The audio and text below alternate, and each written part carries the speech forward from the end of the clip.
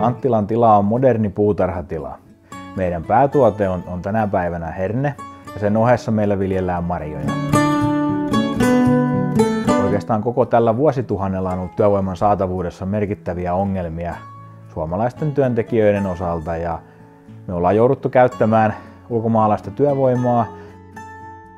Mä en voi palkata ketään sellaista, joka lähtee elokuun 10. päivä kotiin, siis niin kuin koululaiset lähtis, koska mulla on silloin huippusesonkin vielä päällä ja 100 ihmiselle töitä hyvänä vuonna, niin jos mut lähtee ne pois, niin mä en tule toimeen.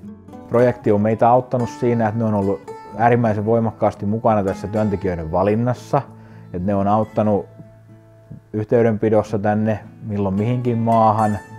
Ja sitten ne on auttanut työntekijöiden valinnassa, ne on järjestänyt haastattelun matkankin yhtenä vuonna projektin työntekijä oli tuolla Romaniassa tekemässä näitä haastatteluita, että he auttoi meitä siinä. He auttoi samalla kyllä myös muita marjanviljelijöitä tällä alueella, että silloin rekrytoitiin laajemmalle porukalle tai laajemmalle määrälle tiloja.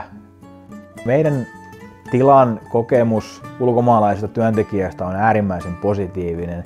Niihin liittyviä lieveilmiöitä on äärimmäisen vähän.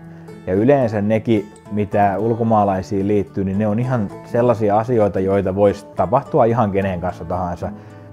Suositan katsomaan Eurooppaan niin, että käytetään vapaata liikkuvuutta hyväkseen ja mahdollisuutta tulla Suomeen töihin vapaasti.